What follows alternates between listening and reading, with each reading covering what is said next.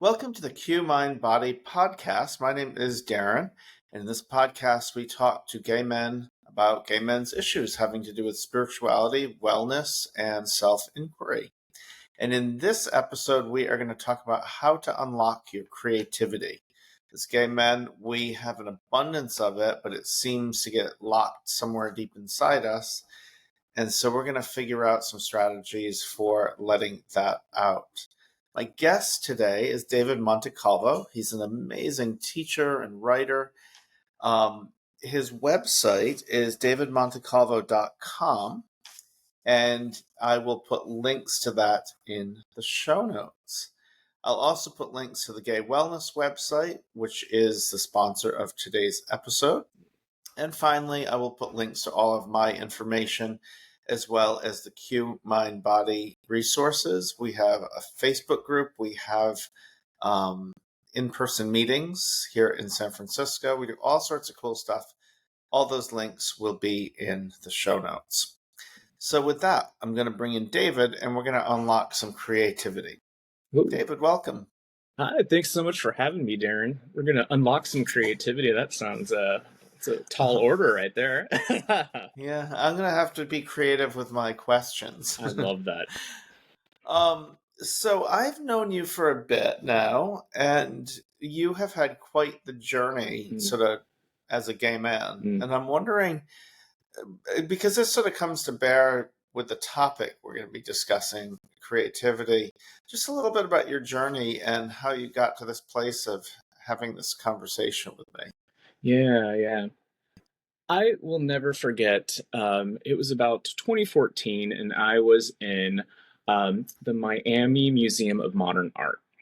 And there was this beautiful piece of art, and it was a modern reinterpretation of Mary holding Jesus, and it was a white Mary holding a black Jesus. And I'll send you a link to this piece. And I looked at it, and I was taken aback so much by the symbolism behind it, behind the message that it was, offering, and yet I was incredibly jealous. I remember looking at this piece, being like, "Oh my God, I could never be that creative." And it was so gorgeous, and but it's like I had these two tensions between awe and jealousy, and I wandered throughout the rest of the museum with those two dual competing emotions going on. And as I look back, I realized then that I was jealous. I was creatively blocked, and so that led me to being jealous of people who were creative in art and artists. And during that time, though, I was stuck in the closet. And it wouldn't be for another handful of years that I would finally come out and realize my true identity as a gay man. And simultaneously, when I came out, I literally decided to study creativity. Like, it was just kind of like it was kind of concurrently. I didn't, maybe not purposely, like, study creativity because I was coming out, but it just happened at the same time. And I realized that there are so many different steps that can be done to help one become more creative. And when I came out, it really freed me to see like how my authenticity as a gay man can free that creativity. And it's very in tandem that when I'm free and embodying my divine diva, that ideas just seem to come. And so that's what my journey has been, and obviously skipping over tons of details. But I've found that in working with gay men, I facilitate workshops and in groups and do a little bit of teaching and writing.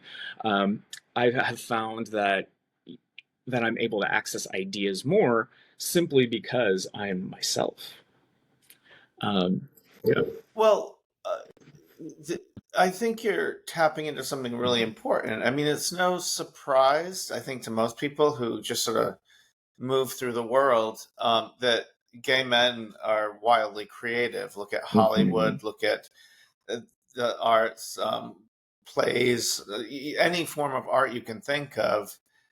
it's not exclusive to gay men, but we're way overrepresented in those creative Yeah. communities.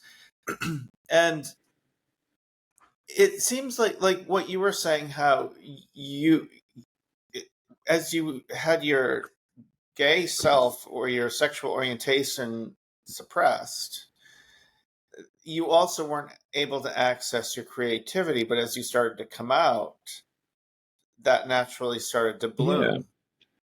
And I'm wondering what, how, and maybe you don't have an answer for this because I certainly don't. How do you see those two things, your sexuality and your sexual orientation, being connected to your creativity? Because there's clearly some sort of a link Hmm. there. I don't know which came first, the chicken or the Yeah. egg, or if they both arrived in tandem. But I'm wondering if you have any thoughts about Yeah. that.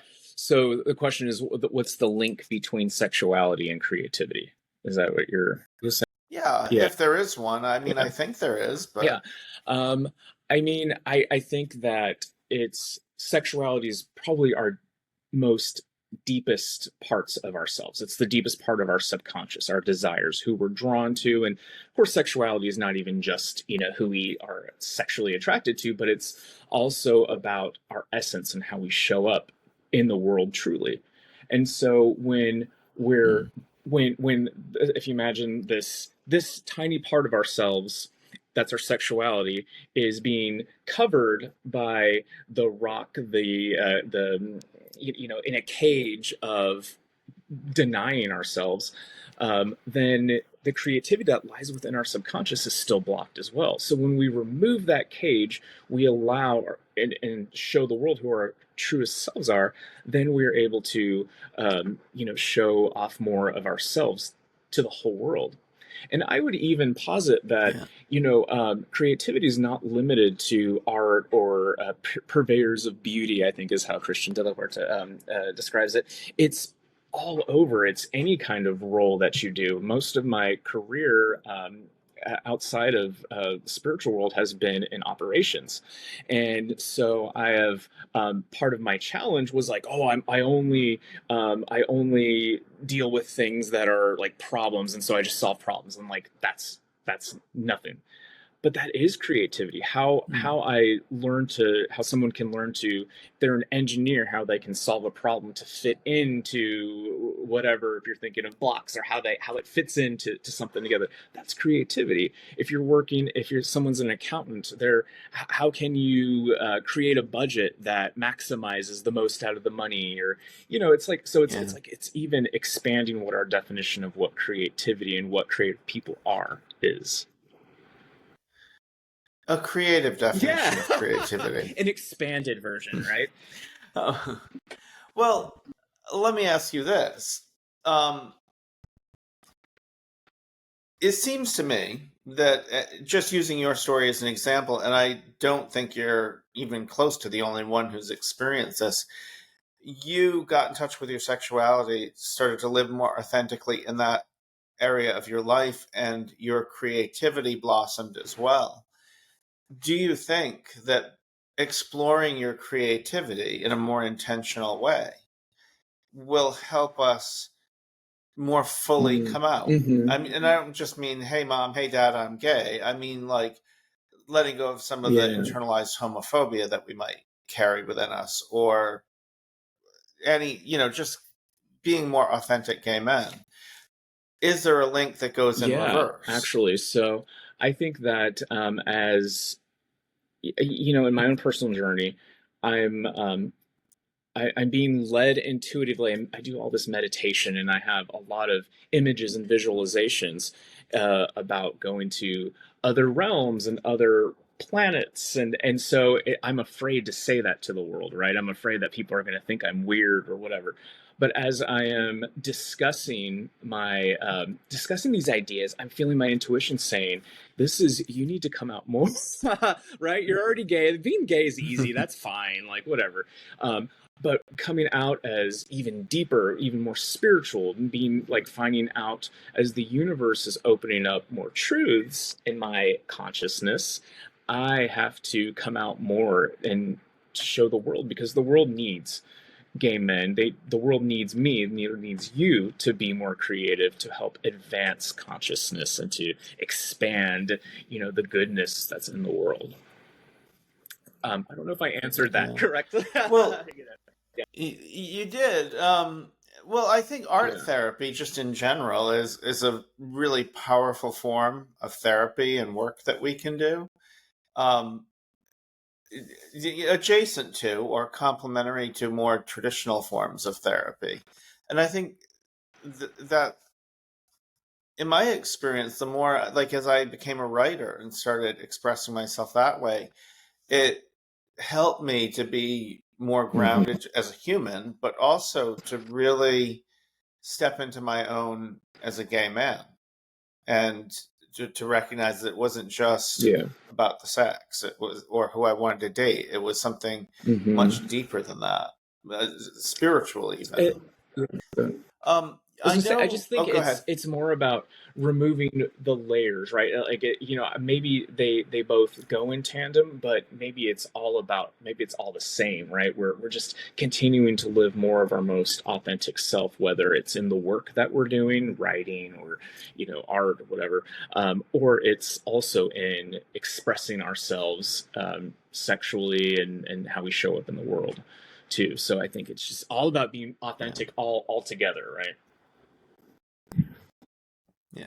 Well, let's go a little deeper now, because I know you do really incredible work, um, uh, eh, tapping into creativity and working Mm-hmm. largely with gay men.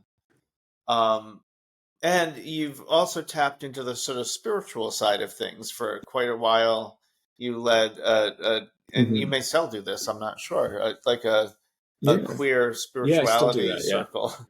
and and I'm wondering what does that work look like, and what are the yeah, results you're seeing, and we can go deeper, but just like yeah, bird's eye view of the work you're doing on yeah. that in that So space. everything that I do, or what my passion is helping reveal um, the unseen to the world. And so for me, my spiritual life is to me the most important part of a person.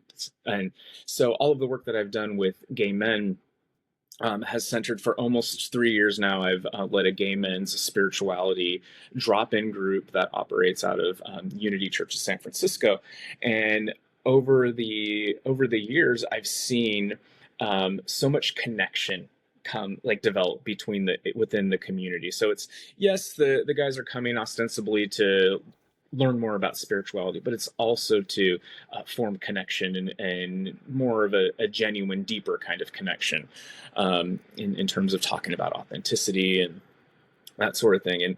And so so the first and foremost is having connection, and it's the spirituality, and then it's also providing practical tools to improve your life.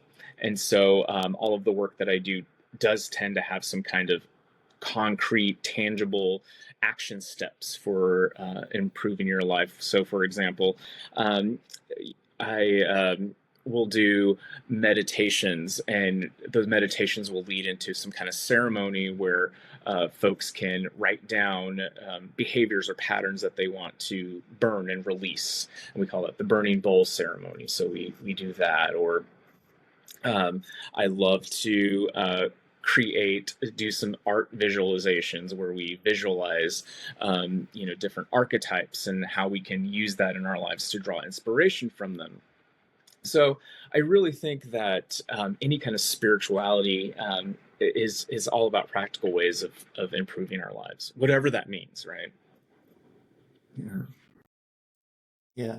Um, I was having a conversation not too long ago with a friend of mine who happened to be a Christian priest, very supportive of gay rights, and queer rights in general.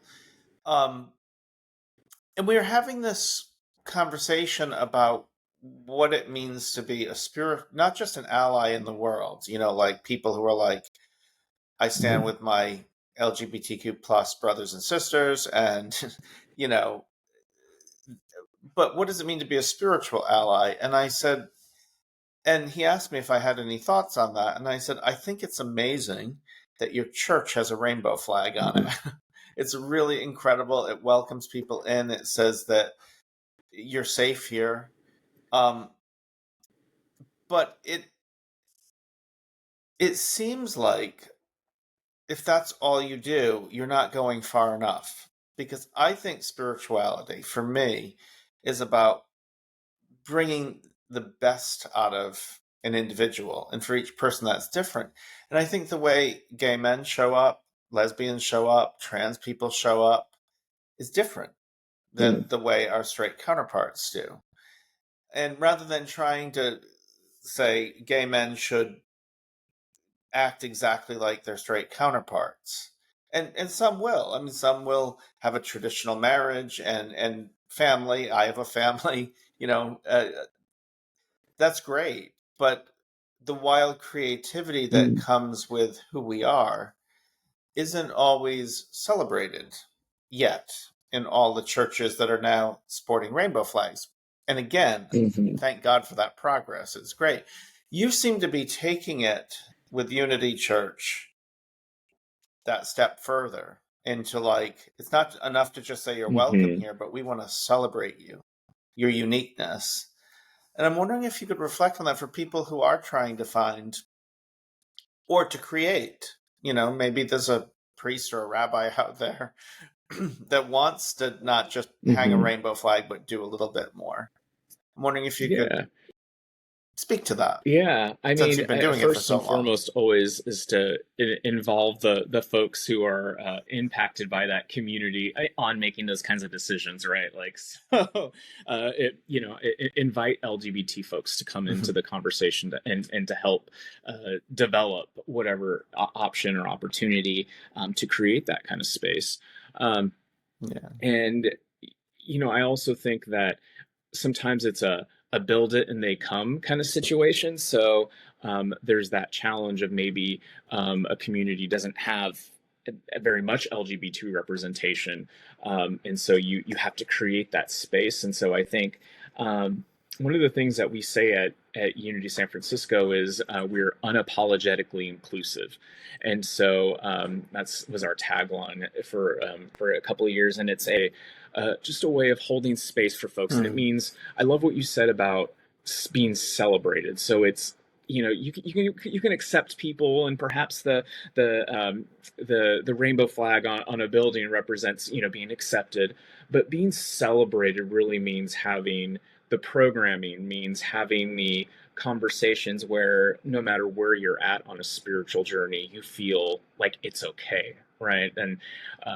certain spiritual, and this even goes beyond LGBT stuff, but it can talk about people's own where they're at in their lives. In spirituality, we like to think positive all the time, but I think holding space for being unapologetically inclusive or celebrating folks is to say it's okay if you're feeling sad, it's okay if you're struggling, if you're doubting.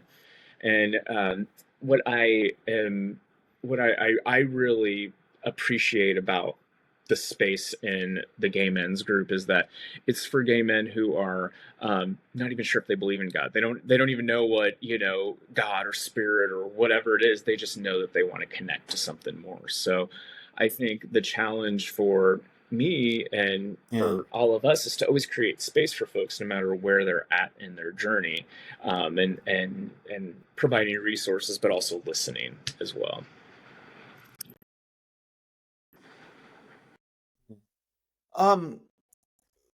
It's interesting, as you were just speaking, I was thinking that spirituality in various forms, not religion, but some sense of spirituality that may be found in conjunction with a religious tradition, is right there with your sexuality and your creativity. Yeah.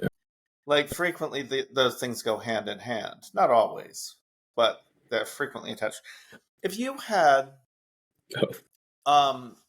two pieces of advice, because I know you won't be able to pick just one, two pieces of advice on how we as gay men can reclaim our creativity, in a world that tells us to dim our shine. To be gay, but not too gay, it makes me uncomfortable. To be creative, but not too creative. Don't think too far outside that box. Hmm. What advice would you give Um, someone like me? the deepest part of my journey, the hardest part of my journey, I think, um, was to accept my inner child. And so any advice that I would give is related to returning to what you did or were drawn to as a child, and then adapting that for what it means in the context of your life now. So, I think back to the first time that Yeah. I was ever told that being girly or doing something that boys don't do that, right, was I had put on a pillowcase on my legs. I was 3 years old and I wanted to be like the Little Mermaid. And I was told boys don't do that. And I had an internalized shame for that. And um, and so I wanted to be like the Little Mermaid because she sang and she was curious and fun. And obviously she was beautiful.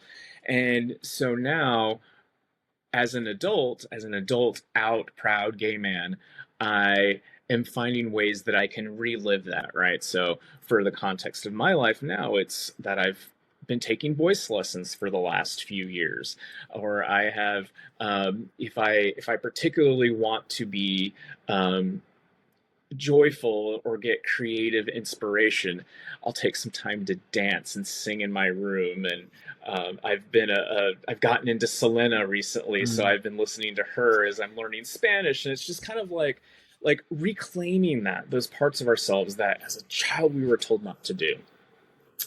And yeah, Yeah. yeah. Can I point something out here? Because I love these. Maybe you've thought about this, but as you were saying this, I'm like,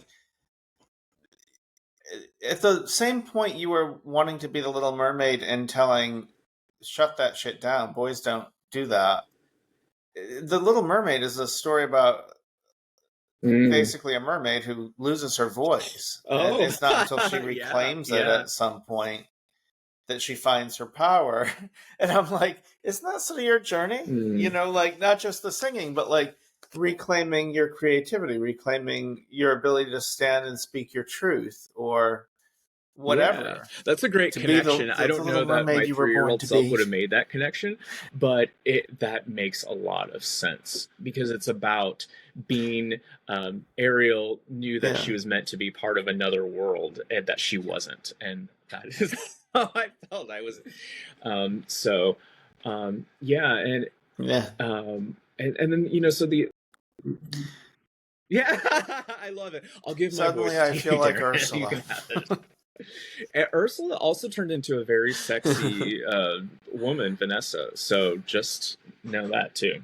But um, so the second piece of advice I Yeah. think is um, to not be afraid of having ideas that don't land. I've so just the good ideas is a numbers game. Creativity is a numbers game, and so I've recently had the insight that every good idea doesn't mean it's a usable idea, right? And so Hmm. when I was stuck in the closet, when I was feeling creatively blocked, I used to share my ideas and I would be very meekly. It would be kind of like I would present it to somebody if I was at work and I was like, well, here's this proposal for this. And it was one single idea. And then if my boss didn't like it, I would be crushed and it would be everything. The idea or the concept is that I have a whole bunch of ideas and there's, you can choose, pick apart and redo. And so um, that's how you find the idea that sticks is having a whole bunch of them. One of the most important exercises that I've learned to help me with that, Hmm. to come up with ideas and ideate and brainstorm, is through the concept of morning pages. Are you familiar with that? The morning pages. It was Julia Cameron in the book The Artist's Way. Um, Describes, I Oh don't know if yeah, she the came artist's up with way. this, but basically prescribes every morning in your journal writing 3 pages of stream of consciousness writing. and you don't go back and read it. You're definitely not showing it to anybody. The idea is that you are just getting your thoughts out unfiltered, and it helps. It gets your brain into the process. It rewires your brain. Any neuroscientists who are listening to this can give the science behind rewiring the brain. But when I started doing that, I realized that it was like I was coming up with some like just crazy shit that I could most of it not use, but every now and then I would be like, oh, this is something that I can really run with and go with. And it helped me have more ideas. And so those are my two pieces of advice. Yeah. As you were talking, I had this image of Leonardo da Vinci and like the paper recycling bin, and how many pieces of paper did he toss into the recycling bin because he thought he had working on a masterpiece. Yeah. Not many became the Mona Lisa or the perfect man, right? And we tend to think of artists of that stature. We just know them by the stuff that made it to the museum. How much stuff never made it to even another human being seeing it. Well, David, if somebody wanted to get in touch with you, I will certainly put a link to your website. But how do you work? I know you do a lot of work with gay men. Maybe you could say, just generally, how people might connect with you and work more with you if they felt inspired to. Build my mailing list, and so on davidmontecalvo.com, sign up for my mailing list, because I do a lot of workshops within the community. That's kind of my passion, is facilitating groups and workshops. And so I run workshops on creativity, but then I also do general gay men's spirituality sits and groups. And then I'm also getting into curanderismo. So another part of my journey that I wasn't able to didn't have time to touch on today is my journey in discovering or reconnecting with my indigenous Mexican roots. And so I'm working on connecting more with leading herb walks, where we identify plants that are within our natural world that are there to help heal us and guide us. So that's another offering that I do. And wow, I think that sounds great. I sense another podcast here.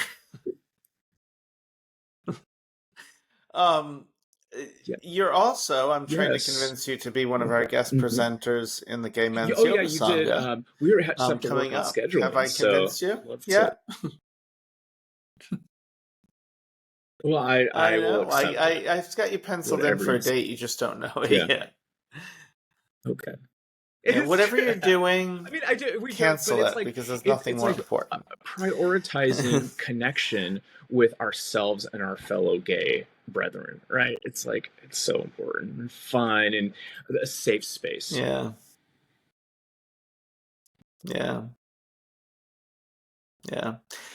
Okay, davidmontecalvo.com is the website. You can connect with me and the rest of the Q Mind Body community.